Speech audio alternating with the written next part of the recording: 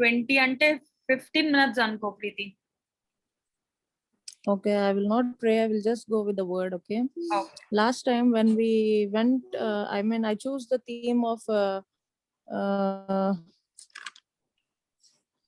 all the types of giving, biblical giving gurinchi I was speaking. The first four more biblical givings are alms. The second one is tithe, and the third one is offering, and the fourth one is grace giving. So the first giving, as we have learned, that alms is nothing but the charity or the sympathy that we show to each other who are not even having the basic needs. It might be the money, it might be the shelter, it might be the clothes, it might be the food which we give to the poor people who are in need and who doesn't have the basic blessing in their life. So the second giving is tithe. Tithe is the 10% of our earning, of our income, which God gives us. So whatever we are having today, it is just because of the Lord, that He blessed us in a bountiful way. Okay. So tithe giving ante దేవుడు అడిగిన దాంట్లో ఒక 10% మనం దేవునికి ఇస్తాం. Rest of the 90% మనం we will use for our own lives. So God is not setting you any ఏమంటారు, ఒక లిమిట్ అనేది ఏం పెట్టలేదు దేవుడు. But he only asked you to follow this law that 10% of your blessing has to be given to Lord. If you're not going to give him the 10% of your riches or whatever the thing you have, then దేవుడు ఏమంటుండు అంటే నువ్వు నన్ను దొంగిలించినట్టు అని అంటుండు. And for the rest of the thing God May curse you in the future. నువ్వు దేవుడు ఇచ్చిన దాంట్లోకి వెళ్ళి డెఫినెట్ గా దేవునికి 10% అంటూ ఇవ్వాలి. ఒకవేళ నువ్వు ఇవ్వలేని పరిస్థితిలో ఉన్నప్పుడు నువ్వు దేవుడిని దొంగలించినట్టు. అటువంటి పరిస్థితి మన లైఫ్స్ లో ఏర్పడితే డెఫినెట్ గా దేవుడు మన పైన, మన కుటుంబం పైన ఒక కర్స్ వదిలేస్తా అని అంటున్నాడు. So that is the tithe giving. And for both of the things, I have given the example of Saripathu Vidvaralu and Shunammite woman. So I won't repeat it again. For the third giving is, it is offering.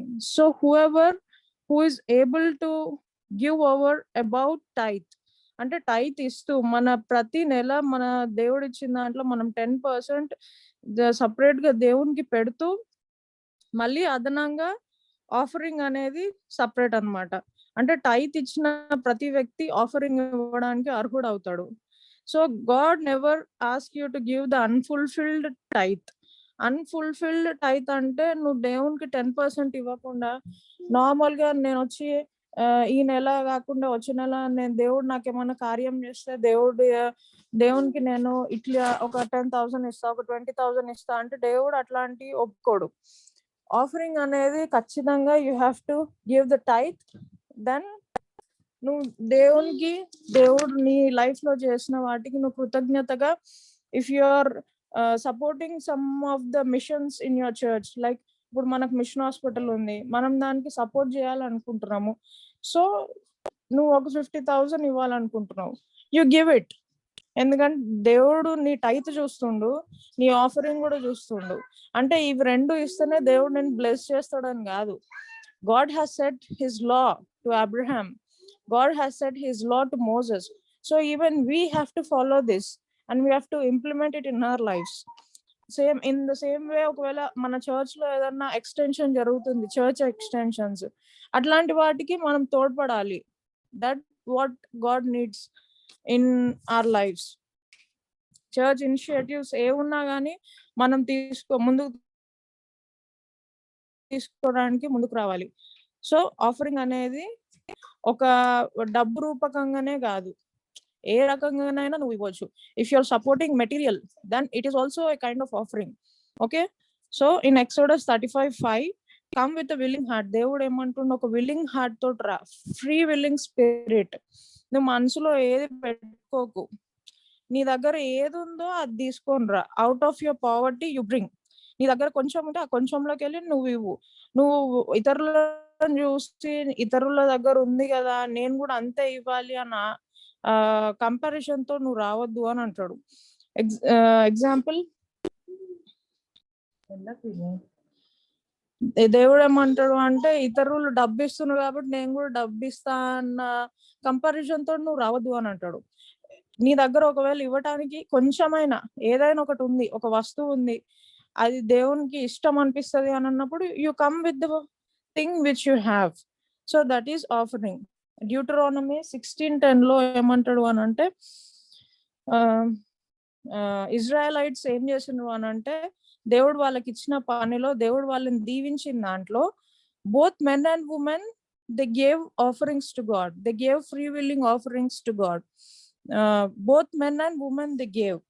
అంటే దేవుడు వాళ్ళకి ఎంత ఆశీర్వాదం ఇచ్చిండో అంతలో వాళ్ళు tithe ఇచ్చేది as the way they gave offering to God.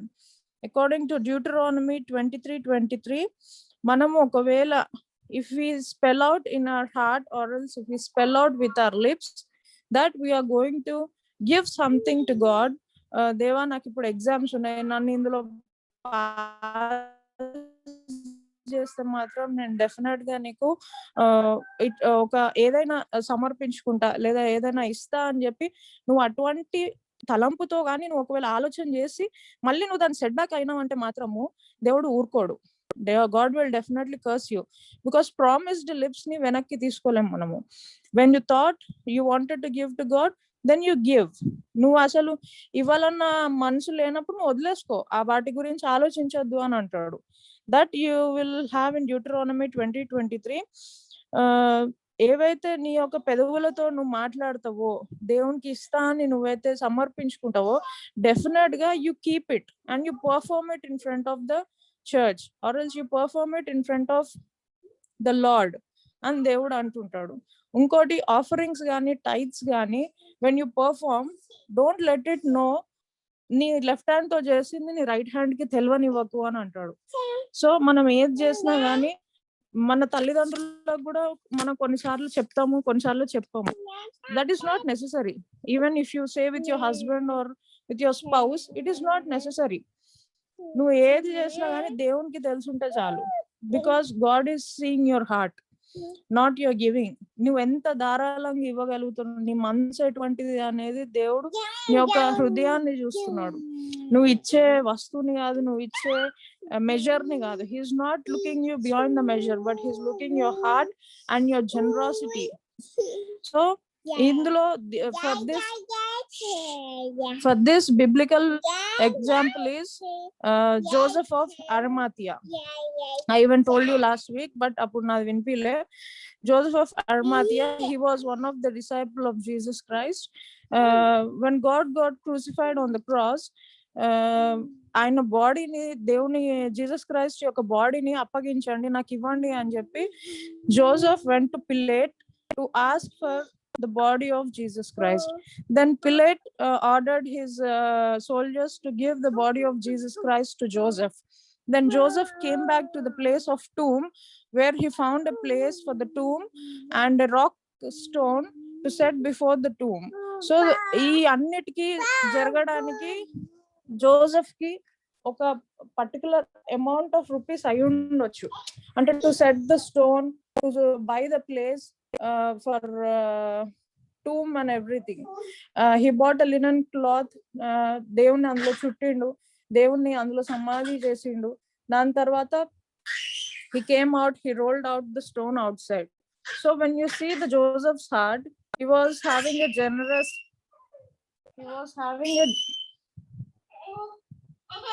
okay.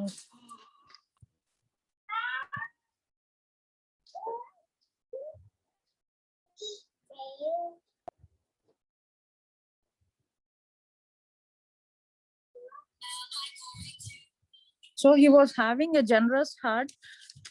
Joseph కున్న heart generous గా ఉంది. ప్లస్ ఆయన ఆ యొక్క టూంబ్ గాని ఆ యొక్క ప్లేస్ ని కొనడానికి కలిగిన డబ్బు ఎంత ఎక్కువ అంటే, ఆయన అనుకుంటే ఆయన ఫ్యూచర్ జనరేషన్స్ కోసము ఆ డబ్బుని సేవ్ చేసుకోవచ్చు. లేదా ఆయన ఫ్యూచర్ ఆయన ఫ్యూచర్ ఒకవేళ మా కుటుంబ సభ్యులకే ఈ సమాధి అవసరం పడుతుందేమో, ఈ ప్లేస్ నేను కొని పెట్టుకోలేనా అన్న ఆలోచనలు కూడా మనం మనిషి మనుషులంగా మనం అనుకుంటాం, అరే నేను ఇంకెవరికో ఎందుకు చేయాలి, నేను ఎందుకు పెట్టుకోకూడదు అని ఇటువంటి తలంపులు మనం కలిగి ఉంటాం. But still he came out of everything and he gave his generous heart. He showed his generous heart. And I'm using this example for offering. Next వచ్చేసి grace giving. Grace giving is grace giving ఏంది అంటే దేవుడు మనకిచ్చేటువంటి super natural grace అన్నమాట ఇది, which is beyond your power. అంటే నువ్వు అనుకున్న దానికంటే, ఊహించిన దానికంటే దేవుడు నేను అధికంగా ఆశీర్వదించేటువంటి గివింగ్ ఇది. So it is completely super natural. Okay, for this I would take the example of Macedonians. The church of Macedonia, everybody over there were under poverty, but they came forward to God without keeping anything for themselves. అంటే వాళ్ళ కొరకు ఏది కూడా ఉంచుకోకుండా దేవునికి సమర్పించుకోవడానికి ముందుకు వచ్చారు. So in the same way ఒక average Christian ఏం చేస్తాడు? యావరేజ్ క్రిస్టియన్ అంటే మనలాంటి ఒక క్రైస్తవుడు ఏం చేస్తాడు? శాలరీ రాగానే మన ఫస్ట్ టైత్ తీసి పెడతాము, తర్వాత మన ఎక్స్పెన్సెస్ తీస్తాము, తర్వాత మన సేవింగ్స్ కొంచెం పక్కన పెట్టుకుంటాం, తర్వాత మిగిలిన దాన్ని we will use it for our enjoyments, for our entertainment. But here the people of Macedonia, they didn't put anything for themselves.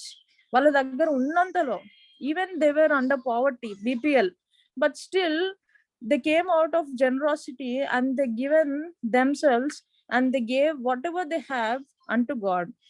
So ఒక స్పిరిచువల్ క్రిస్టియన్ కి కావాల్సింది ఏంటిది? ప్రార్థన, అంతేనా? మనం ఏది దేవుణ్ణి అడిగితే అది మనకిస్తాడు. సో స్పిరిచువల్ క్రిస్టియన్ కూడా అదే విధంగా దేవుణ్ణి అడగాలి. దేవా నేను ఎంత ఇవ్వాలి అనేది నువ్వు నాకు చెప్పు అనేది మనం దేవుణ్ణి అడగాలంట. ఇటువంటి పరిస్థితి మన లైఫ్ లో ఎప్పుడు వస్తుంది అని అంటే, when we have the God's grace in our lives, then things will be done super naturally. అంటే మనిషి ఒక సరిహద్దులను పెట్టుకుంటాడు, ఒక బడ్జెట్ లైఫ్ ని పెట్టుకుంటాడు, అది ఎప్పుడు ఒక నార్మల్ స్పిరిచువల్ క్రిస్టియన్ ఉన్నప్పుడు. బట్ అదే మనం కంప్లీట్ గా దేవునిలో ఉండి, కంప్లీట్ గా when we surrender ourselves to God, అంటే మనకు కూడా తెలియదు మనం దేవుళ్ళు అంత పాతకపోయినామని. అప్పుడు మనము ఏమనుకుంటామంటే, అప్పుడు మనం దేవుణ్ణి అడుగుతామంట, దేవా ఇదంతా నేను సెట్ చేసుకోవాల్సిన బడ్జెట్ కాదు, బట్ నువ్వు నాకు దయచేయి, నేను ఎంత ఇవ్వాలి అనేది అప్పుడు మనం దేవుణ్ణి అడుగుతామంట. అంటే దేవుడు అంత బియాండ్ ఆఫ్ ద మెజర్ దేవుడు వాళ్ళని బ్లెస్ చేసిండంట, చర్చ్ ఆఫ్ మాసిడోనియన్స్ ని. సో అక్కడ థింగ్స్ అన్ని సూపర్ న్యాచురల్ వేలో జరిగినాయి. దేవుడు మన విషయంలో ఎంత పని చేస్తాడంటే, మనం ఆయన యందు ఎంత నమ్మకంగా ఉంటే దేవుడు మన యందు అంత పని చేస్తాడు. If you are showing less interest towards God, then God doesn't show his grace upon us. If you want such grace upon us, completely surrender yourselves to God. Okay, ikkada grace giving la దేవుడు ఏమని చెప్తాడంటే, tithing is a floor. అంటే tithing is a floor అంటే floor కి example tithe, and offering is like ceiling. అంటే floor ఎక్కడ ఉంటది? It is under hour foot. దేవుని దృష్టిలా tithing is like my under our foot, and offering is above the ceiling తోటి comparison. అంటే జమీన్ ఆస్మాన్ ఫరక్ ఉంది టైత్ కున్న ఆఫరింగ్ కి. బట్ ఇవి రెండు గాక గ్రేస్ గివింగ్ అనేది దీనికి మించి ఉందంట దేవుడు దృష్టిలో. So God blesses you endlessly if you surrender your selves అంటు God. My grace is sufficient for you అని అంటాడు. Only when you are generous. దేవుడి కృప మీ మీద ఎంత ఉంటది అంటే, మీరు ఇవ్వటంలో ఎంత జనరస్ గా ఉంటారో నేను కూడా మీకు అంత ధారాళంగా ఇస్తా అని చెప్పి అడుగుతున్నాడు. God is not seeing your budget calculation or else నువ్వు ఎంత ఇస్తున్నావు అనేది చూడట్లేదు. He's only seeing your heart. నువ్వు మంచి హార్ట్ తోటి ముందుకు వస్తే నువ్వు మంచి పంటకు వస్తావు. If you're coming out with jealousy heart, if you're coming out with వాడు ఇస్తుండు కదా నేను ఎందుకు ఇవ్వకూడదు, వానికంటే ఎక్కువ ఇవ్వాలని ఇట్లా కంపారిజన్స్ తోటి రావద్దు అని అంటున్నాడు దేవుడు. సో హియర్ చర్చ్ ఆఫ్ మాసిడోనియన్స్ ఈ పర్టికులర్ విషయంలో గ్రేస్ సూపర్ న్యాచురల్